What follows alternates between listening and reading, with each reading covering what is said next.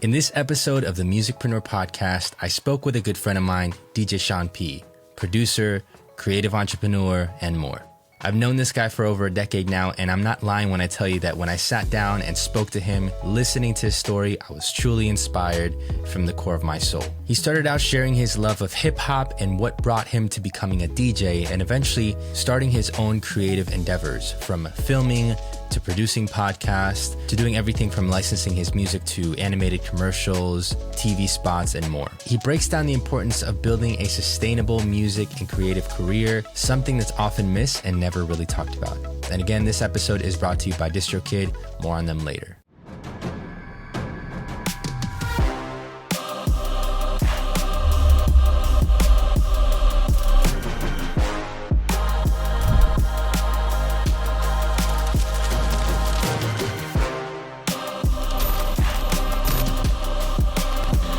Yo, we in the building. DJ Sean P is in the building. I'm excited to have him on the Musicpreneur podcast. You know what it is, man. Season 5, I believe. And this is a great start to the season. As you guys obviously know, musicpreneurship, it's not just music. It's creativity. It's entrepreneurship and unlocking that. And this is one of the first guys that I knew that had unlocked that, had gone beyond what I thought imaginably possible, and was able to compile a stack of creative skills to be able to go into the marketplace and do something of value. And not just half-ass it, but like at a high quality, high production level. So anyways, I'm going to stop rambling here. DJ Sean P. Yo, hey, don't stop rambling. Please keep talking about me. We will, man. We will. We'll get into it, dude. This is the podcast voice that I got on, so you know what I mean. Like I'm gonna go ahead and smooth into it real quick. But yeah, man. First off, dude, this is the first time I've had you on the podcast. I'm surprised. I didn't think to talk to you sooner, because you were one of the, like, honestly, you were one of my first inspirations to see that it is possible. It's not perfect, but I saw how you moved, and I was genuinely inspired by it. So I'm going to give you the floor here. I'm going to give you the microphone, no pun intended. And I'm going to ask you, give me like a 1 to 2 minute, if you can. If you can't, no worries, because I want to get into the deep details, like spiel of little Sean P, where he was at in school. Like how did you end up stumbling into this thing called music? Like school Sean P, like, who's that kid, man? Tell me a little bit about him. Yeah, man, I grew up in a fairy tale small town in Louisiana, South Louisiana, the Cajun capital of St. Landry Parish.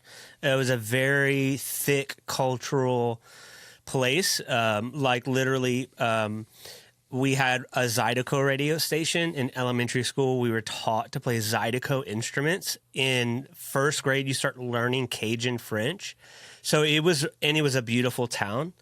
And it was the biggest of the small towns in that area. It's a bunch of it's like crawfish farms and rice farms. So we were there. We were the town with the plant. My dad worked at the plant. It was they made oil drill bits. And so they decided to close down that plant. My dad was a manager, and they gave him an opportunity to move to Dallas. The headquarters of that plant was in Dallas, Texas. Oil. So we moved to Dallas when I was 10. And when I moved, people could not understand me. I was literally like the water boy, meaning like remember that movie, The Water Boy, and his accent? Yeah, man.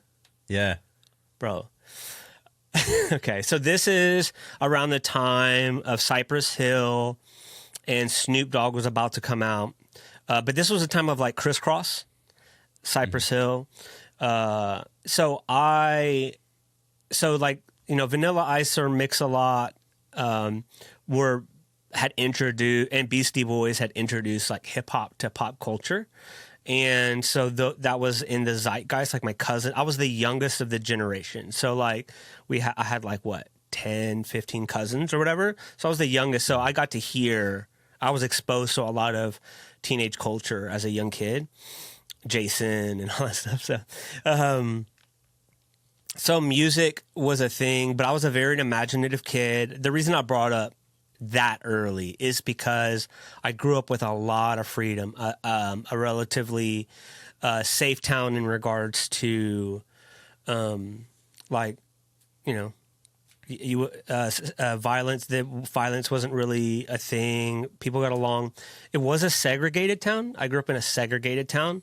I grew up with a mother that told me about segregation in such a way that I knew how to conduct myself. And right before we moved to Louisiana, I went to the middle school, like the beginning of 5th grade, and that school was in the black neighborhood. So literally you cross the railroad tracks and you're in a different world.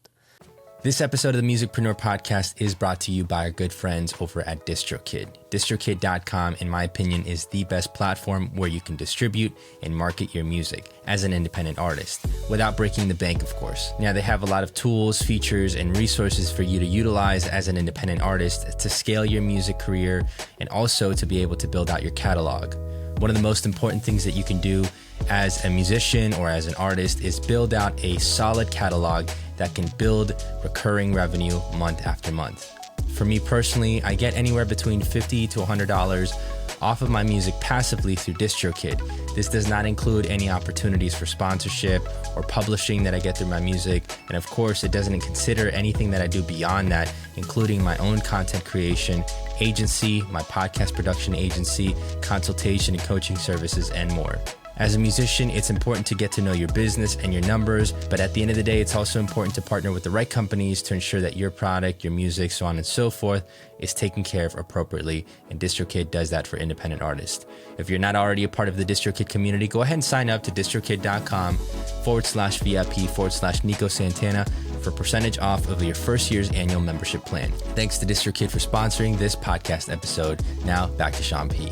And it just only got worse as I visited as a teenager. But that was a thing because I moved to Dallas, and Rodney King and West Coast hip hop, and even like Arrested Development, like conscious hip hop.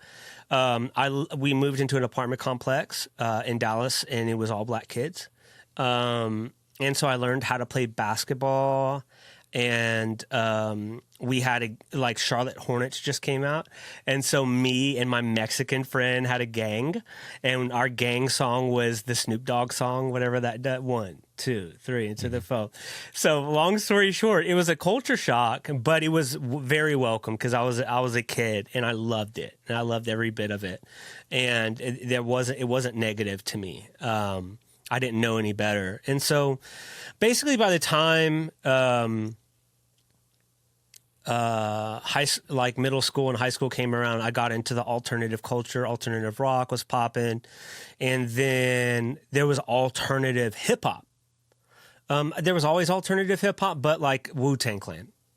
So I went from Nirvana to like Rage Against the Machine and Bjork, and then like Wu-Tang Clan, like really quick. Like all alternative music was popular, and so and I got into skateboarding, and skateboarding was really tied to alternative culture, alternative art, rebellious attitudes, because it was just illegal, and you would inadvertently destroy property as a skateboarder. Not intentionally, but so like hip hop came with that. Like on all the skate videos, they would play music that hip hoppers sampled, and they would play music that b-boys would break dance to. I didn't know this. They'd play like Curtis Mayfield, and and Marvin Gaye, and the Intruders, and then they would play like West Coast underground music like Souls of Mischief and stuff like that. So real quick, like I took a change from alternative rock to alternative hip hop, or East Coast underground hip hop to West Coast underground hip hop. And I thought it was a magical time. It was a time of Walkmans. And so a lot of CDs were dubbed. And as a youth, the skaters I hung out with, some of them, well, all of them except me, that kind of got me shook just now, were really underprivileged. So, I got involved in things that were kind of like illegal and things like that. Like not just being a hoodlum, but some of my friends needed to eat, and some of my friends didn't know any better. And I'm a wild, excitable person, so with all of that, like we stole a lot of music, and a lot of music was dubbed, and so I went from just having the suburban life. I still lived south of Dallas. I didn't live in the hood, but my town was kind of known as, and I don't like to repeat this, but people called the town that I lived in the Black Wall Street, just because it was mostly black, but it was middle class, and I really hate when people call it Black Wall Street. Because it's like, what, black people can't like live a normal middle class life? Like, fuck that. Like, it's not Wall Street. It's like, you know what I mean? Anyway, so I lived this great life of diversity of friends and culture. And when I saw a skateboard video called Zoo York Mixtape Volume 1, came out in the late 90s, and all the music I was listening to, what it did was, the guy who made Zoo York was an East Coast skateboard brand, and he also would go to the Stretch and Bobbito show, which was a college radio show in the 90s, and he would record like guerrilla style, record all these guys freestyling on the radio. And so these were all the East Coast legends. And so I saw this videotape, and it was skateboarding, and it was DJing, and it was my favorite rappers. And I got to see it. Like, since I grew up in the late 80s and early 90s, like, knowing about turntables and hip hop was kind of, I knew it, but I didn't know that what I listened to, what it looked like to do it. And so, because it was like candy rap, like Vanilla Ice and all this stuff. They all had DJs, but they had dancers too, MC Hammer. And so, once I saw that video, I immediately go, I'm going to buy turntables. So I worked at Blockbuster, and this is the back in the day of like pawn shops. Turntables are relatively inexpensive. Like, you could find them, the DJ turntables, at pawn shops often, because people would pawn them and then buy them back. And I bought some turntables when I was a senior in high school. I actually had them on layaway, and I gave half of my Blockbuster check to First Cash Pawn on Lemon Avenue in Dallas. And let's go. And so in Dallas, like, DJing was really popular amongst the Latinos. So I did learn about how to DJ, and I bought my first turntables from a Latino guy at the store. He offered me all these records when I bought them. Like, these are like, this is now late 90s, early 2000s. This is like South Park Mexican. Do you remember? I don't know. Oh, yeah. Yeah, okay. SPM, baby, yeah. Okay, cool. Word up. Yeah, so South Park Mexican, he's like, I got all these South Park Mexican. I was like, nah, man, I'm into this stuff or whatever. But like the guys who owned the record store that I shopped at were Hispanic guys, and so that's how I got into music. I got into hip hop, and it was very along the lines of skateboarding, graffiti, alternative culture, meaning it was it was supposed to look organic. It was supposed to feel authentic. It was supposed to buck the system. You're not supposed to be taught anything by anybody else. You're just supposed to know it. And so like hip hop is all about that. Like, you teach yourself how to make music. And I was lucky enough to I did have a drum machine that was passed down to me. The word on the street when it got to me was it was the drum machine from the Dixie Chicks drummer. Yo, what? It's the Casio. I have it up here. It's the Casio CZ1. I believe it because it was from like a white guy in Texas that I got it from. It was just like, I have this old thing, and I learned to make weird beats on it. It had 4 seconds of sampling time, but I think I got my sister's or somebody's old computer and Acid 4.0 demo from the mail or something like that. And I decided to start making beats, and I had friends that were making beats and we were all rapping through high school. And so I was just into hip hop culture. And so the aesthetic of creating was all the same in all areas of my life. You teach yourself how to skateboard. Your fashion is your own fashion. You don't copy somebody else's fashion. If you need a tape, you steal it or you dub it. When you make music, we don't know how to play music, so we sample it. The weirder it sounded, the better. And there was a lot of imagination and lyricism and delivery and uniqueness in hip hop music at the time. So it just felt really good. I felt like I was just really part of that culture. So that's what I came up in, and I was lucky enough to be in Dallas. Digging wasn't really the best in Dallas. A lot of white people music, and we all know the best records to sample come from black culture. And so, and there was people. And for context, this is so for the audience that isn't as familiar with DJing, digging, like crate digging, looking for records. That's what you mean, right? When you say digging? Yeah. Sample, finding records to sample. Yeah. There you go. Yeah. Mm-hmm. Yes, so sir. my first album and second album heavily relied on my parents' records. So I sampled a lot of, and most hip hop producers do. It's the same story. But I sampled a lot of Beatles and the Monkees and Southern rock. Just because that's what I had. And I always wanted to have music that sounded more like my heroes, you know what I mean? And so I just was on a quest, and everything I said is context for between now and back then and today, of how I've approached creativity for good and for bad. Like it has, that's not, I envy a lot of people that are educated. I'm not educated,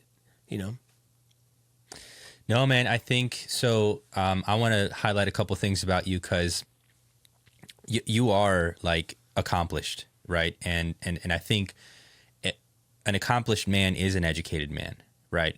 And so just highlighting a couple of the things that you've done creatively. So you've worked with Tim Ross on the Basement Pod.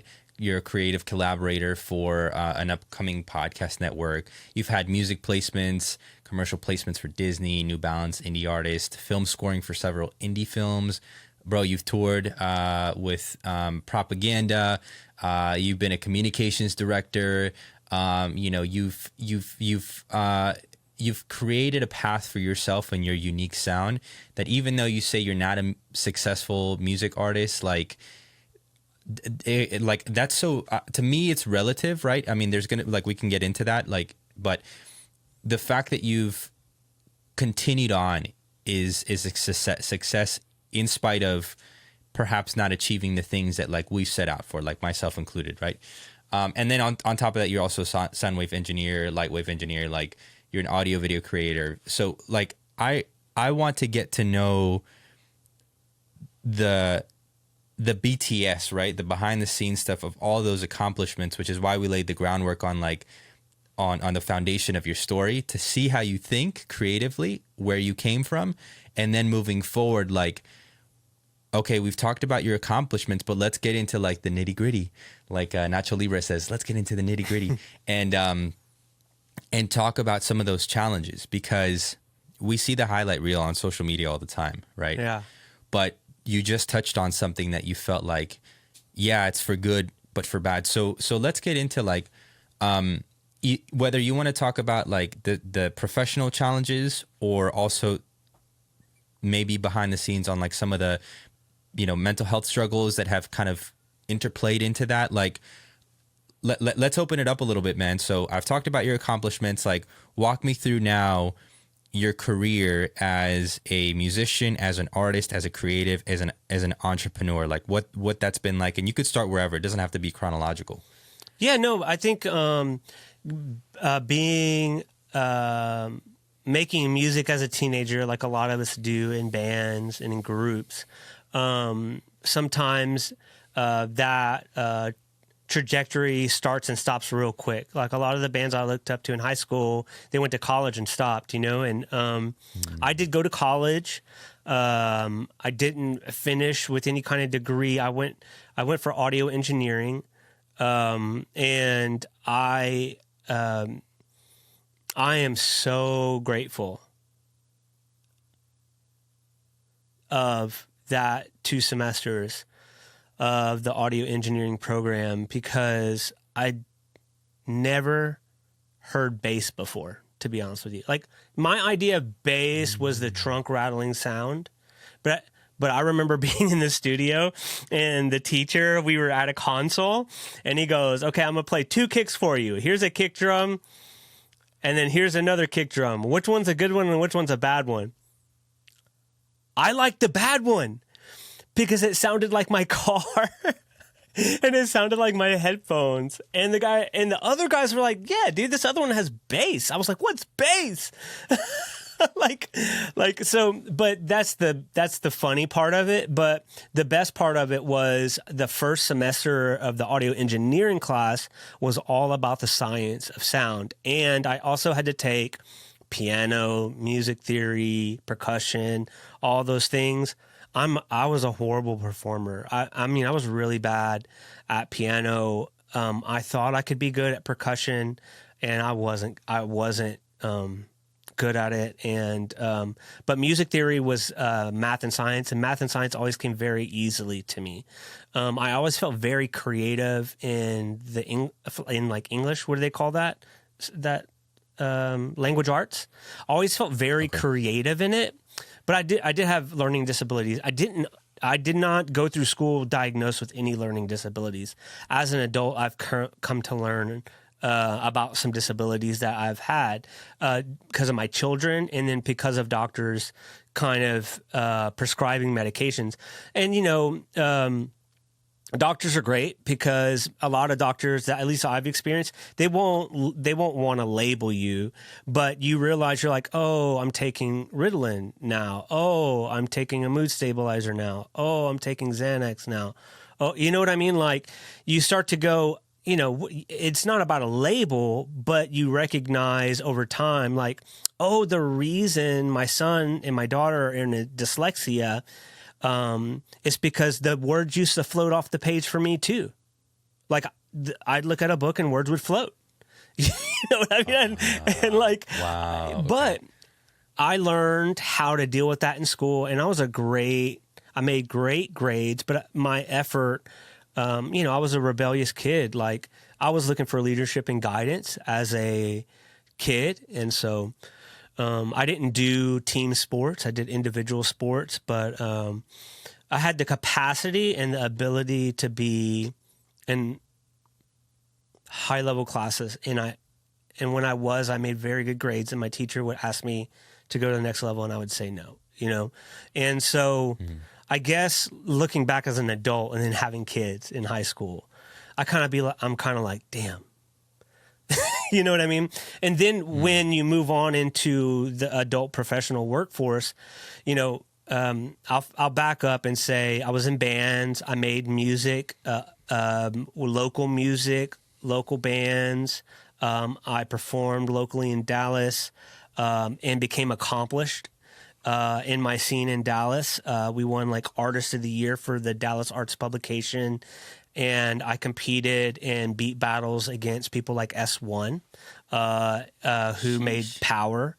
And literally the judges told me, dude, you totally could have won this battle. You didn't play the right beat right here. And I'm not a good competitor. So it's just not in me to know how to destroy somebody. I played a smooth, like Jay Dilla jam, because I was like, oh, I'm going to get him with this Jay Dilla style. That don't work in beat battles, by the way. Let's go, man. It doesn't work. This guy's a smooth operator, man. He was trying to, Well, that was my hero. You know what I mean? So whatever. Sure. And that's not to toot my horn. It's just that's kind of how it went for me. I was always kind of the underdog that was appreciated by the other artists, but I was never really had the sensibility and the wherewithal to understand how to make music for others. I only knew how to make music for myself. And the music that I made for myself was more abstract, weird. I didn't want to make straightforward music. When I did, people liked it, and I'd be like, you can have it. I don't want to deal with that. You know what I mean? And so I eventually linked up with one of my heroes when I recorded my first record, Plato. He recorded my first record, and he was like, yo, your beats are dope. And he picked one of my beats for his first release on a label distributed by Sony.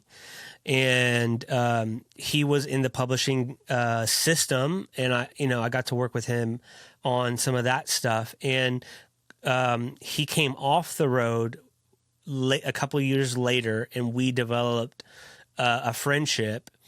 And we did all the local beat battles together, and I started being his DJ. Eventually, I was getting placements on his records, and then we made groups together and we toured together. And so I lived through my 20s as an artist with a trajectory of just trying to live the rock and roll dream. And so but I also got married real young, and I got married when I was 20. I had a kid, that was 2003. I had a kid in 2006 and a kid in 2009. And I had a mental breakdown in my mid 20s. And it went from this kid that was really free. Like, I skated the streets of Dallas my whole teenage life, no adult supervision. Spraying graffiti and skateboarding and hanging out with the homeless dudes and doing all that fun. I mean, it was great. It was very innocent and awesome. And going to clubs, like not negative things, like punk rock clubs, hip hop clubs. It was great. But I grew up really quick, and it crashed down on me. And so I started, I met my wife. And she's like, get a job, get a bank account. And I was like, yes, ma'am. So I didn't pursue professional skateboarding, which I thought I was going to do. I won all the contests in Dallas in my divisions, and I was like, okay, I got to move to California. And everybody stopped skating around me, and I met my wife, and I was like, nah, man, I'm just going to get a job, bro. Like, her brother works at the call center, So I got a job at Citibank, and man, like within a couple of years, dude, I excelled at the job in the sense that I did make my own position within my departments. I became a subject matter expert for my department. And, I was on my iPod all day long, and I just told people yes and no. And I made reports for the VPs, and I'm 19 years old, and I made it through high school. I'm not an academic star. I just was like, oh, it's computers. You guys, I made the binder of all the codes for the system. And so because when people needed to do things, they came to me. And I was like, I looked it up in the binder, and I'd be like, how much do you really want this code?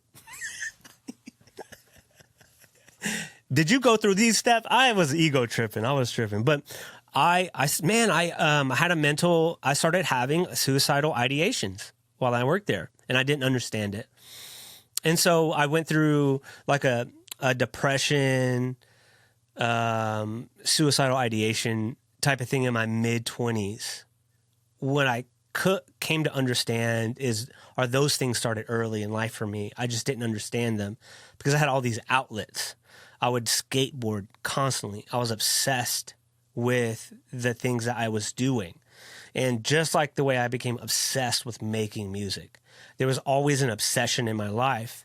And it was basically, I was making a world for myself that shielded me from everybody has trauma in their past, and lots of people have sexual trauma in their past, and I'm one of them. And so, these things started manifesting in my mid 20s, and I got some help, and that just started a rocky professional career. Like, so I quit that job. You know what I mean? Like, after I got a promotion as a talent acceleration expert, employee, 3 in the whole building of 3,500 people at Citigroup. You know what I mean? And I quit like my second week, you know, and I even forgot your question, but I just wanted to bring up the fact that like the artistic side and the work ethic side and the obsession side that a lot of us know that musicians have and artists have and athletes have. I experienced all of those things. And so I grew up really quick, unlike a lot of people. I don't know a lot of people that had the story I had growing up really quick. I didn't have a kid out of wedlock or anything like that. It was all conscious, but it effed me up. Like I broke down, and not because I don't love my kids and my wife. I love my kids and my wife. I just couldn't cope because my life changed so drastically, and things started manifesting in themselves. And I thought I was going to quit music, and then I had an opportunity to work with an artist named Manchild. And this is after touring with other organizations you're aware of, which we first met each other, Fat Mass. I worked with Fat Mass, and I toured with Fat Mass. And I did say yes to working with Manchild, who was also in a crew with Plato, the hero that I said recorded my first record. Manchild was probably the most prominent rapper at that moment in the Christian hip hop scene, because he was known as a great freestyler, and he was on the radio. He was on the big radio shows freestyling. And so I was like, yeah, I'll give this a chance. And basically the beats I played for those beat battles he used for the album that we made. Or something around that time. Literally, I made those beats in a week, you know, and so that opportunity kind of kept me going in music, and I'm so glad it did. And long story short, I worked with my son. Lost his hearing at the age of 3. My wife was on a steady career path, and so it was up to me to take him. We decided to take him to a school of the hearing impaired, which was a drive. And so I quit my job. I would drive him to school and pick him up from school. This is preschool, so hours are kind of odd, and the drive was long. And so this was the same time that computers and turntables started merging. So this is right when Serato came out, right after Final Scratch. And my wife, Layla, had a college laptop, and I got a piece of software, and I just started telling everybody I DJ parties now, because I was just strictly a hip hop DJ, meaning I did tricks and I played at hip hop clubs. And this is the era of DJ AM and DJ Z Trip, where they were pioneering popular DJing that mixed several genres together. It's kind of like Africa Bambaataa did in the early days of hip hop in the late 70s, early 80s. And that started coming back around. So I learned how to DJ for a crowd and become a party rocker DJ. And I did that for 10 years professionally. And so with that, I got to continue to do music. I would stop and tour and do music. I got into the wedding DJ industry and had a wedding DJ business that was just killer. I marketed myself as a club DJ for a wedding. And so pretty much all the weddings I did were college kids, and college kids with money at really fancy places. And, you know, I was playing Lil Wayne and all the, like Little O and Big Hawk, and like all the Houston joints and all the New Orleans stuff. And, so all of that really good. That was my first taste of success in business as an entrepreneur. I set up the website. I branded it. I came up with a concept of who our audience was. I went to the wedding expos and saw who was providing the services and where my service would fit, how I would price it, how it would be different. And it was gangbusters for me. I did no marketing. I did no selling. I knew who my client was. So within minutes, I knew if I needed to take a meeting with him. And within minutes, they knew if they were going to hire me. It was just, now I realize how sweet that is. It's not normal. No. And so that I'll stop there because it keeps going. But that's going from like being a young artist and doing things for fun to doing things for money. Hip hop didn't pay, it paid, but it didn't pay. It wasn't a job. But I became a party rocking DJ, and that was a job. Like I had rates, and the wedding industry is ridiculous. You can charge people crazy amounts of money. I know, man. It's crazy. It's crazy. Do you want to pick up from there and lead me, because I don't want to go down? No. This is so gold. Okay. Yeah, this is gold, dude. Like, yeah, take a sip, bro. I wish I was there with you right now, reliving our DF Dub days. What was I gonna say? Yeah, dude. Like, I feel like, okay. So you said I don't want to sound okay. You said a lot, but in a good way. And what I mean by that is, a lot of our audience are probably still coming like of age. Like they're still trying to figure it out. They're the 21, 22, 23 year olds who are at the starting point where you really started to grow up and glow up, in a sense, and also having your a lot of your hidden traumas surface. And I can 110% relate with you, even though that experience I had maybe 5 years later in my life than you did.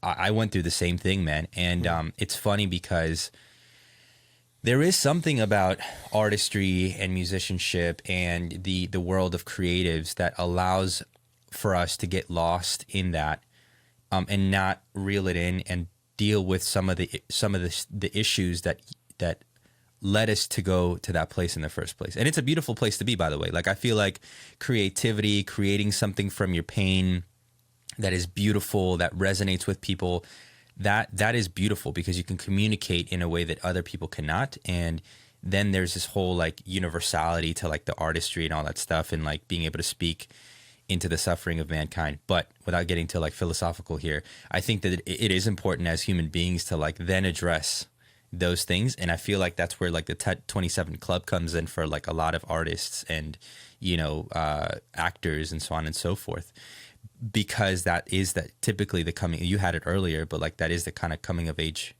time frame. And I had it at 27 too, which was insane, where I had to pick, and so I'm glad you shared that, dude, because so many people, again, going back to the highlight reel, see this continuous upward trajectory of their idols, especially those who are young, and maybe they haven't experienced life to the degree that you and I have, right? And certainly you have accomplished a lot more than I have personally and professionally speaking, but then to see how that develops as you aged and as you continue to have life experiences, and you went into the corporate setting, you tried it, you excelled, but you realized that wasn't for you. You went back to the drawing board, and then now you start your business. Yeah. I love how you laid that out, man. So let me ask you a question that's going to be a little bit more businessy, and then we can get back to the timeline. At the height of your wedding DJ business, like how, I know you mentioned like you were charging like good prices. Like what did that look like numbers wise? And why'd you stop? Well, since I could charge a healthy rate, I have a friend named Flip who's also an entrepreneur, and we did music together. And I remember him telling me sometime along my journey with the wedding business, and something clicked with me. He said, me and him have similar personalities and desires on how we would like to live our life. And I remember him telling me that you can charge more money. You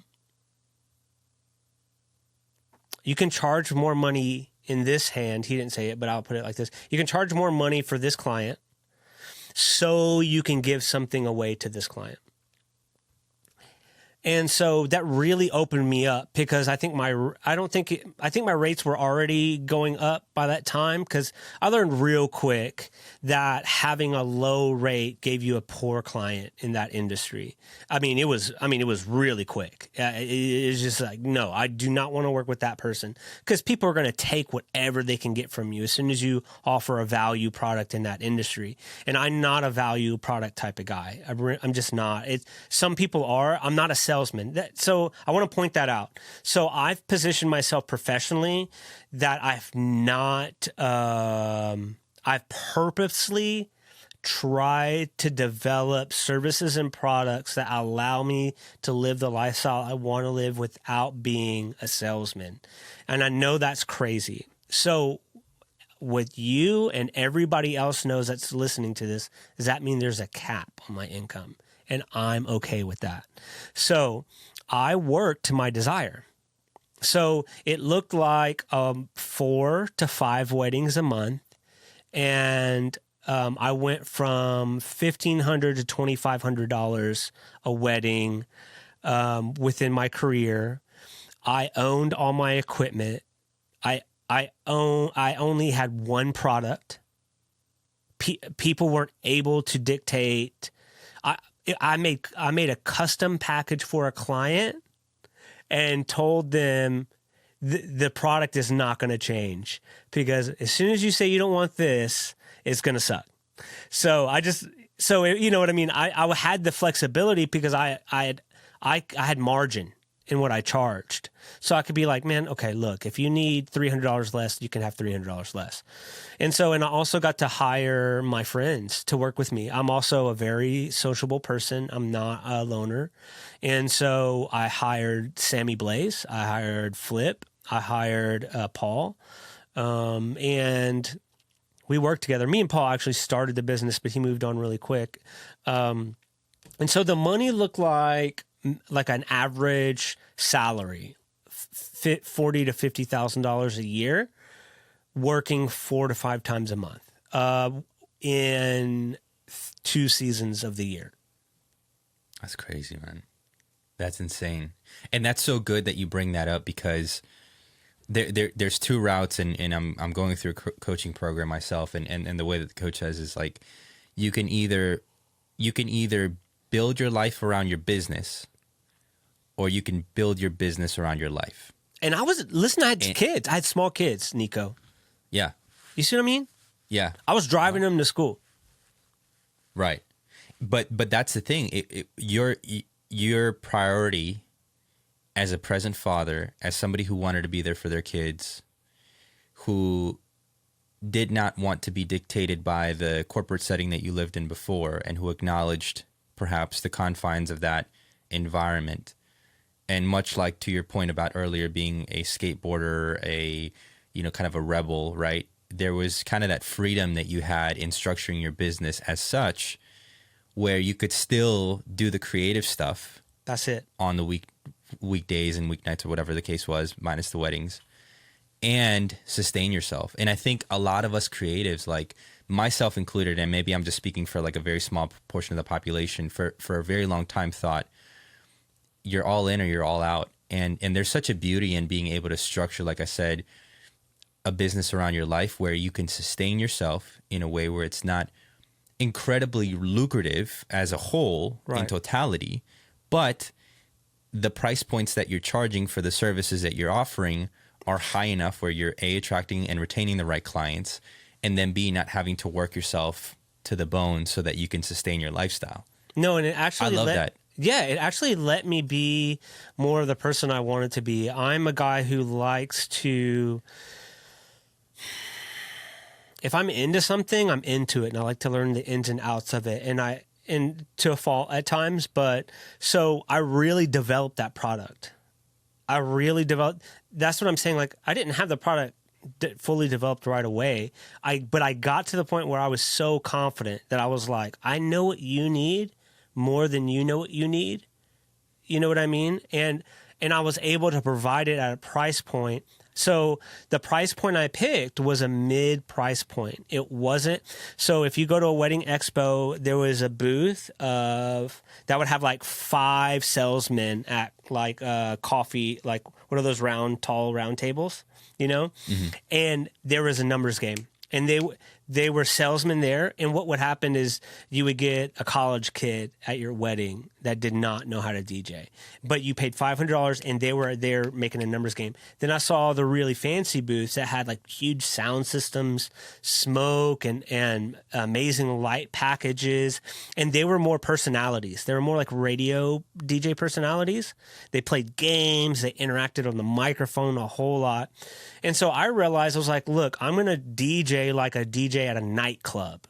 Like a nightclub DJ doesn't do that. Like a hip hop DJ doesn't do that unless you're Funk Master Flex or something, but or Kid Capri. And I love both of those guys, but they didn't rely on their DJing as much as their personality. So, and they're both radio personalities. So, what was I saying? So, I was able to realize, okay, what does a kid that goes to SMU, what does a kid that goes to TCU, private universities, prestigious universities in our area, what would they pay for this? And and a DJ at that time, it's changed a lot. That game's changed a lot, but the DJ was the number 1 or number 2 purchase for a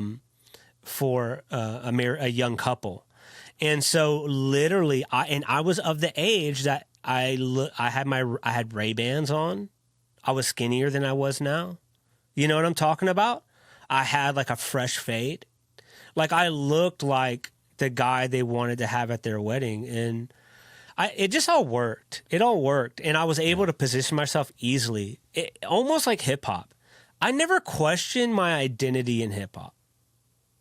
That's so good. Dude, that's so good. I think that I've had battles with that. Like, and I want to speak to that specific artist, producer, like whoever's listening to this podcast in this segment specifically, like Sean's accomplishment in this specific part of his life, obviously it played into other areas of his life, was being self-aware, number 1, which he highlighted just now, and number 2 was knowing his audience. And I know you mentioned a little bit ago where you said that, you know, you didn't want to make music for like the standard music that everybody would be able to digest. You really like music. To make the music for yourself, right? And that's okay, you know, like, and that's okay. And I think that you have to distinguish between those things, because at the end of the day, going back to what you were saying about, like, you know, the money was there, but it wasn't like there for hip hop. But here in this industry, you were able to crack the code. And when I'm hearing you speak, a lot of it has to do with, again, knowing your audience, having your avatar, being able to price match their demand versus like what they're willing to pay, right? And just knowing yourself. And it's like, yeah, I'm confident in that. You can take it or leave it. I already know, like, if you're going to buy or not. Like, I'm not playing this manipulative, salesy, like, snake oil salesman type of stuff. Yeah, nobody wants that. And that's so refreshing to hear, man.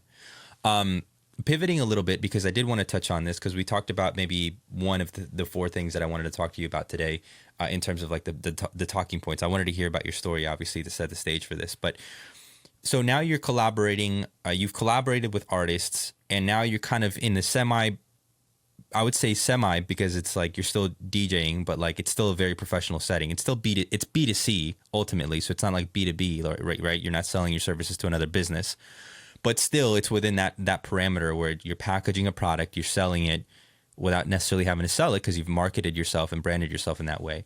So tell me a little bit about kind of like that dynamic between you were collaborating with, at the time, Play-Doh, Manchild, and now you're moving on to like the wedding stuff, like. So I was doing that at the same time. So the wedding stuff allowed me to have the time to make music and do shows. And so I actually stopped doing the wedding stuff after about 4 years, because I recognized the business was too good and it was going to be my identity if I continued to do it. And so after the 4th year, me and Play-Doh were having a tour. And I decided I'm not going to book weddings. And so that's during wedding season. So I may have had just a couple of weddings, but I decided to go on a tour to promote our first record that we did as a collab, like a full record, the Gold Tips record. And then we did 2 other records after that, that are just me and him. So that was the change for me. I saw something happening within me that I was like, well, I'm not going to be happy continuing to be the wedding guy. And hey, I would love to pat myself on the back for this too. I don't think I invented this or whatever, but just like technology has changed for music recording and for videography from now and 15 years past, for wedding DJing, it was changing at the same time too. This is where people were going from having a wedding planner, booking a country club, and then the wedding planner picks all the vendors based off of that stuff. It's being in the system. I didn't do that. I said all the clients I have want to have their receptions at different places. So we were doing art houses. We were doing outdoor venues. It was, now people get married in barns that are made for weddings. Literally, that was before that. People were finding hip spots. And so I made a service that could operate in those venues at a price point that would work. So all of a sudden they'd be in a place and it was like a crazy ass club/house party. You know what I mean? Wow. So the vibe totally changed. So like people were on the floor with clothes off, sweating at the end of the party. You know what I mean? And so like I positioned myself specifically to meet the need of a 20-year-old, 22-year-old graduating from TCU. And so that's what I've done. I don't even remember your question, but that's what I have done. That's the model I look towards with all my ventures when it comes to productizing services. But all that to say, that allowed me to do my artistic creative things. In the interim, after I had the successful business that worked really well, it allowed me to do all kinds of things on my, my creative efforts.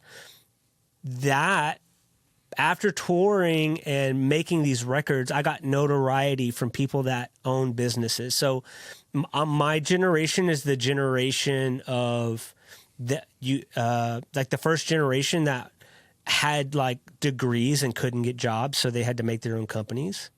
So like, I don't know, that's probably called something, but it seriously, like people went from going to school, having a degree and being guaranteed a job, and then 9/11 happened, and whatever economic crash it happened in the 2007, 2008, and like things shifted. And so my generation became a lot of entrepreneurs. That's why you saw marketing companies really blow up, because people would like go to college for marketing. And even if you didn't go to college for marketing, you probably developed a marketing company. Like for real, it was such a real thing for the arts and commercialism and corporate America. A lot of people my age own their own company. So I had a lot of friends that were doing the same type of thing at a higher monetary income, working with higher end clients eventually. And so after this independent music experience, I would have people that had animation companies, marketing companies, ask me to make music for their commercials. And that was kind of the next phase of me. So this was around the time we would start creating our album together, 2015 through 2019. Where since I started DJing all these parties, I was really introduced into pop music, and EDM had started taking over. And so I embraced those sounds, and I started changing my palettes. And it all fell in place for me because of technology and the cultural climate and the economic climate around entrepreneurs my age. I was able to start placing music not through a publishing company, not knowing the business, just doing sync deals, not doing royalty deals. Most people wanted to work with me because they didn't want to pay me royalties. So I would have to negotiate high sync rates and things like that. So that took me to my next stage. And when I did that, I was engineering for local artists. No. I was recording for local artists, and I was engineering for people across the internet. I also came up in the internet area of forums and MySpace. And so I had people that knew me from 2003 that in 2013 would hire me to engineer their albums. So I steady had studio work, DJ touring work, and music production work all at the same time. It kept me busy, and it was honestly a beautiful lifestyle. And then I had my next change. Once I saw that I grew, started getting older, realizing that DJing was changing. Serato came out with a software that was automatically mixing music. I don't think that lasted very long, but I really took it as a sign. I just knew, I was like, I was a DJ, so I knew what was important as a DJ. And so as the DJ fad started changing, I was like, I don't want to do the DJ gigs I was being offered. I'd rather perform with artists. And I'm a Christian. God, I've pursued God throughout my career. And on a flight to Chicago, I always journal on airplanes because it's very mystical to me to be that high in the air. And I felt God challenged me to pick up a camera and make videos. And so that started my video career. And since I had this experience with Pro Tools, audio plugins, and we were in bands, so we learned how to make our own graphics and flyers, right? So I was on Photoshop in 2000. I had a crack version. So I've known Photoshop since then, and I always made punk rock style stuff. But like, I had all the knowledge that it took to go, I can just make videos, and let me learn how to make graphics for beyond music. And that led that within a year or two, that led me into an actual job. And that was in 2000. I don't know. It was 3 months before COVID. Oh, wow. So 2020, yeah. So imagine what happened to touring artists. Yeah. That's crazy, dude. That's insane. God did. God is good. Yeah, bro. Look, hey, all y'all, God's real. And he talks to us. Let's go, baby. Hey, sip to that, baby. Let's go. That's so funny. Siri popped in here. Okay. All right. Anyways, dude. So yeah, I love that, dude. I love that you shared that. And, I think one of the things that popped up was, you were not stagnant, right? And there's something to be said about the artist who continues to develop and to reinvent himself or herself, and grow and understand this season was good. I need to move on. For you, obviously there was a higher calling there where you felt like it was literally the voice of God calling you to do it. And it came just at the right time. And I think that that's important as well, leaning on God's wisdom and guidance, and then also listening to your peers and what the market's doing as well. But now you're in the video space. So you've transitioned, you've made it from, artist, DJ, entrepreneur, going back to the workforce to a degree, right? Talk to me a little bit about, kind of the do's and don'ts, because we touched a little bit on, kind of what you did to price yourself and position yourself. But as you're going back into the workforce, were there any lessons that you felt like you took away from that when you started your job that you could implement there, or perhaps after you ended that phase of your life that you're now experiencing as a renewed, refreshed entrepreneur in the video space and the podcast space? Well, that's a really deep question, and I'll just touch on a few things because there's a lot to touch on. But the freelance world of a freelance artist, especially like me, you guys heard my story. I was all over the place. I was very free. I was very creative. I didn't have a lot of people to tell me no, except the partners that I worked with. And we were all of the same breed. So it was very organic. even in collaborating with other artists, I tend to do really well. I didn't have a lot of negative experiences. I did have some, but they weren't crucial. Like, I didn't trip. Going into, you called it the workforce, but yeah, like having a job with a boss, and like meaning like there's people in a system of tiers and workflows and assignments, and there's lingo, and there's things you definitely don't know about. I would say the biggest thing I knew, and I knew going in, I didn't realize how hard it would be though, is that as a freelancer, it's either you hit a home run or you go, or you don't get hired again. That's the business. If somebody hires you, they pay you a good rate, you kick ass, they recommend you, you get more work. Because remember, I didn't sell. I just branded myself, and I had good SEO, and I was pretentious. Is it egotistical to say you pick your clients? I literally, like, that's what I would tell myself. I pick my clients. And so, God, what a privilege. That's white privilege, bro. That's privilege. Listen, because I haven't replicated that since. So when you go into the workforce, it is not that. The workforce is a commitment. People usually hire you, especially where I was hired, and I felt called. I felt like it was a long journey. I sold a lot of gear. I didn't burn bridges per se, but my clients would call and I say, I don't do that anymore. Don't call me.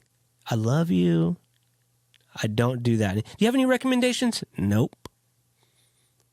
That's what I did. I'm not a salesman. That's what I'm trying to say. Like, I don't have that skill. That's not me. So, and I did that. You know why I did that? I did that because I wanted to stay faithful to where I felt like I had the opportunity that God called me to go. And so, is that naive? Completely. Is it a bad idea? Yes. I don't care. I wouldn't change it. And so, that mentality in the workforce of hitting a home run or go home doesn't operate, because most people don't have that mindset. At least in the nonprofit sector that I was at. Maybe if you work at Amazon or something, but not where I was at.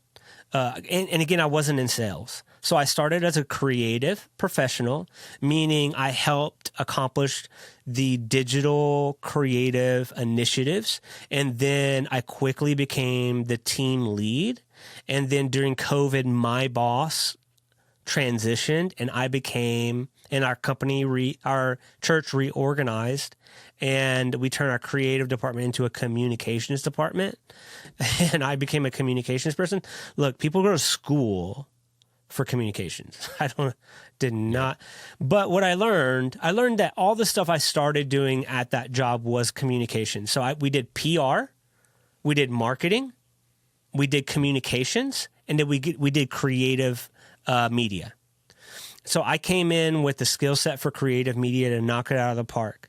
I came in the skill sets to know how to make a website and do automated emails and do all the things you needed for email marketing and basic marketing. I did not know what it looked like for the other marketing, but we work with firms and I learned pretty quickly, like, oh, this is what marketing companies do. There's a few more things to do. And that was no problem because a lot of that stuff is automated. And then the PR thing was the hardest for me since I am who I am. I'm kind of rough around the edges, but I did produce news segments.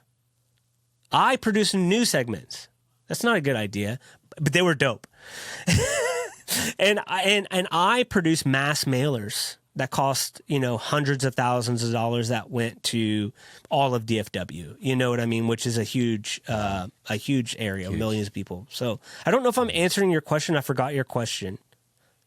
No worries, man. Yeah, the freelance do's and don'ts. But freelance do's and don'ts. So, if you try to hit home runs all the time, you're not going to be successful. Meaning, you're going to be at odds with your boss. because your boss is not looking for home runs. Your boss is looking to maintain the direction of the company. So it's not about your individual performance. It's about the organization's performance. And there's usually a lot more grace. So if you have this mindset that you're either going to pass or fail, it's not going to be very long lasting. For me, that's detrimental. That's detrimental for me. And I think it's detrimental for anybody. You just won't last long because there's no immediate gratification because it's a long-term goal. You don't get paid and get a pat on the back. You get paid and there's constant work. It's two different things. Yep. And so do's and don'ts. Number 2, you have to learn how to learn. You have to be a learner. So if you know something, cool.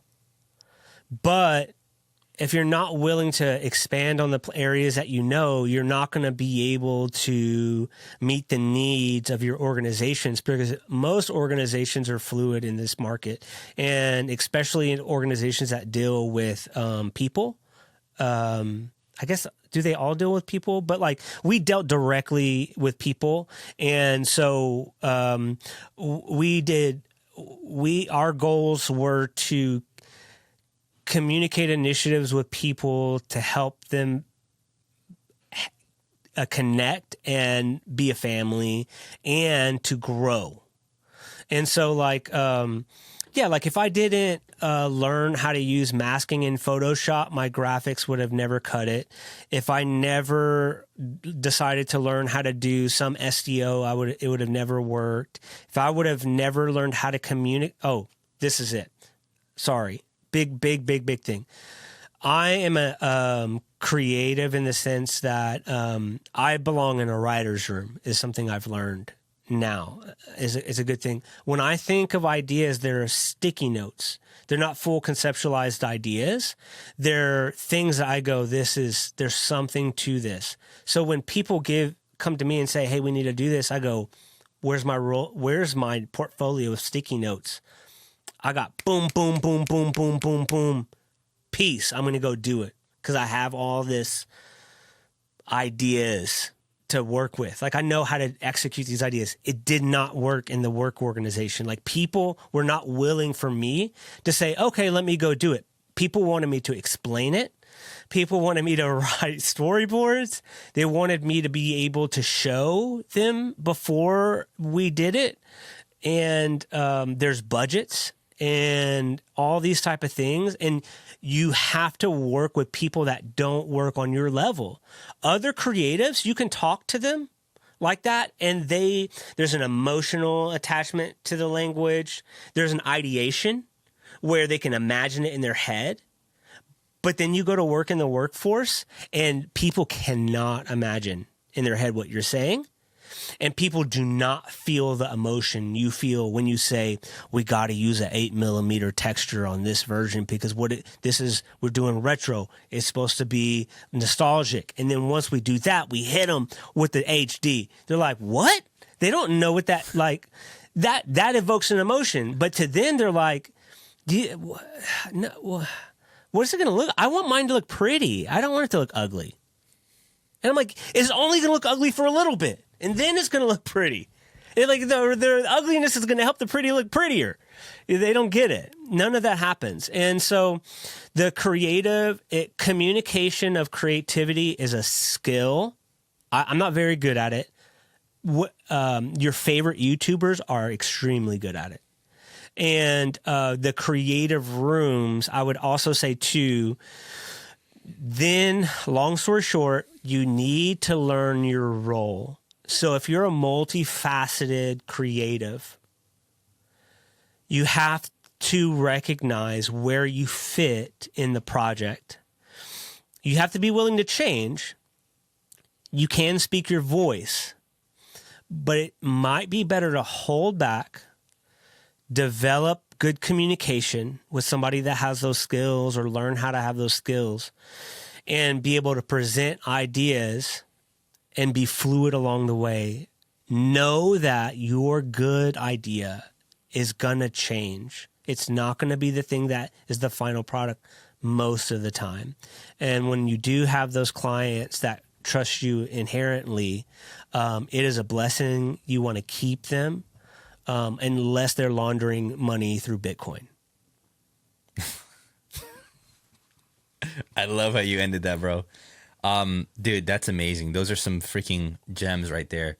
I want to keep true to the format of this podcast, and so we're a little over 1 hour. But you, thank you for sharing, man, because this has been such a insightful interview conversation, just two friends catching up, and I really appreciate. There's things I learned about you that I didn't know before, and the way that your mind works, and the way that you've been able to accomplish certain things that I see from afar, and I'm like, man, this guy's so gifted and creative, and then seeing it from the inside is very helpful. And I hope that the audience also captures that and is able to learn from that and hopefully grow from that as well.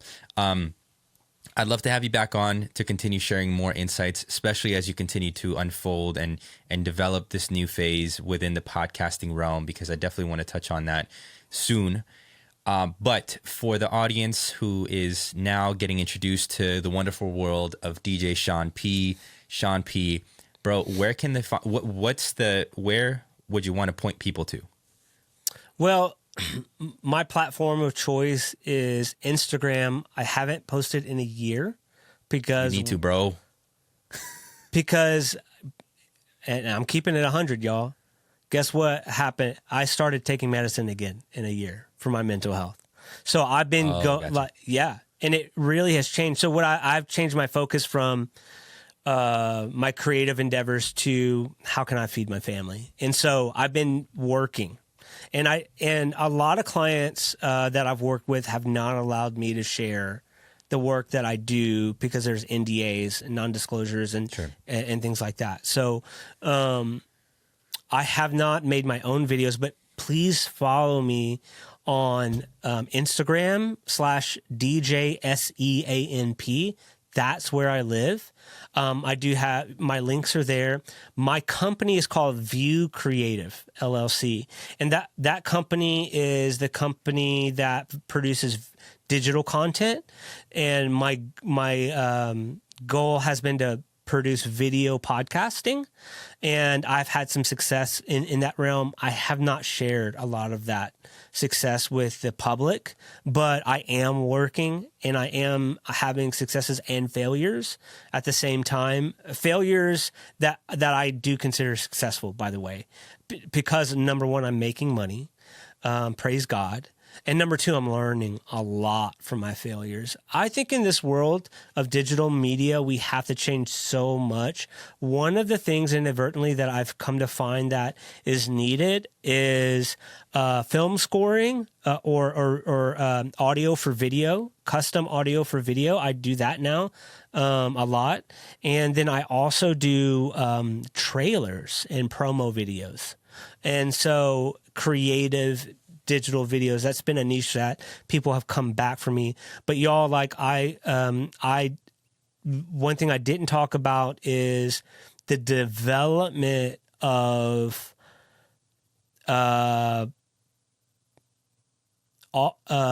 social media content for live events. Since I didn't develop it, but I had the pleasure of working with an organization that had a ton of live events, and I had a team of like 8 people, and I led that team, and we developed content in real time that looks like content that was made over time. So like within minutes, you would have live updates through. This is when Instagram stories came in. And so now it's the Reels game. Instagram stories is actually still number 2, the second highest place of value for Instagram outside of DMs. DMs is number 1. But all that to say, that really prepared me for the new age of where we're at in digital media. And I feel very equipped to use my social media experience to create commercial products for companies. And just watch commercials, y'all. There's Snapchat filters and vertical video and stop motion photography and vintage filters, and it's full of kids that have Y2K fashion. So like literally what you see on Instagram is in the commercial realm. One costs nothing and one costs $100,000. So I think the world is ours on how we approach this marketplace. It's going to change again, but I think as long as we change and adapt and stay true to ourselves, we can position ourselves to say, hey, this is my style. This is how I do it.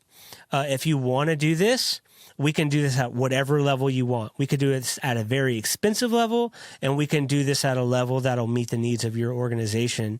And I will say yes to meet the needs of the organization if they line up with my mission. And so I'm a mission-based person too. So I guess, DJ Sean P, Instagram, and Vue Creative. The website is createyourvue, VUE.com. And that's an example of some of my work. I love that, man. Well, thank you for sharing, dude. You're a wealth of knowledge. Just one last question for you, and we could keep it brief here with this specific question. Have you thought about going into consultation, like consulting other creatives who are starting their entrepreneurial journey, number one? And number two, if you've thought about it, is that something that you're currently either open to pushing, or is that would that be kind of a too much of a distraction for what you got going on? No, right now? Definitely not too much of a distraction. I do not consider myself an expert. So that's part of my script when I talk to people. So that turns people off, and I like that. So if I did consultation, the area that's closer to my expertise is technical things. So being able to use technology in a flexible way to meet the needs of anybody, and do it in a way that looks professional. So I don't know how long that's going to last, but I think there's still going to be a place for that. And so I do consult. I have always consulted with my clients. I consult with clients before I sell them without pay. Like, see, I'm not a salesman. So I will let them know straight up what they need, what they don't need. And three things. I'll be like, hey, look, you could do it this, or this way. If you work with me, we could do them all. But you know what I'm saying, is going to cost this. And so they can make their own decisions. So I love consulting with people. And I consult with clients even before they sign a check to me, to help let them know that there's a risk involved in what they're doing. And I want to make sure they're willing to take that risk, because I develop relationships with my client. I typically have clients that are reoccurring. And so I don't really want $1,000 to $5,000. I want ongoing money from working relationships. And usually the clients I work with on that level, I am not lying, become experts themselves. And I'm not taking credit for Nico's success, but Nico is a good example of somebody that I saw as a very talented person that is good soil. And so when I had an opportunity, I wanted to share what my experiences were to help him accomplish his goals. So true. Absolutely, man. And we're continuing that, by the way, so that the journey has not stopped there. His coaching for me has not stopped there. And so I definitely want to highlight that, man. DJ Sean P, good friend, brother. Thank you, man, for joining me on this podcast. You've been a delight. You're wonderful. Great person, not just talented, not just skillful, but you have a great heart, man. So I thank you, man.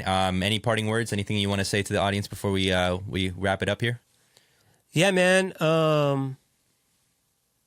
God's real. God is good. God loves you. There's something more to life than we know about. We can never know it all. And think about others more than you think about yourself. It'll get you far in life. Couldn't have said it better myself, man. Thank you, brother. All right, man. Much love, y'all. Peace. If you enjoyed this podcast and the overall discussion, feel free to subscribe to my YouTube channel here below. This is my music channel. This is my main music channel where I'll be dropping some music and of course, having these conversations on the Musicpreneur podcast. If you want to learn more about my content creation journey and how I recently quit my job as a software engineer to go all in on my podcast production agency, making over $20,000 of revenue per month, feel free to follow my new YouTube channel. I'll link it in the description below. I'm building out a really cool creative circle community where I'll be personally coaching people one-on-one and providing all the tools and resources to get you from $0 to $5,000 a month, and then from $5,000 a month to $10,000 a month and beyond in revenue with your own creative agency. So again, feel free to subscribe to the new YouTube channel to get a little bit more behind the scenes on the journey and how you can also participate to turn your creative skills into part-time and full-time profit. Until then, much love.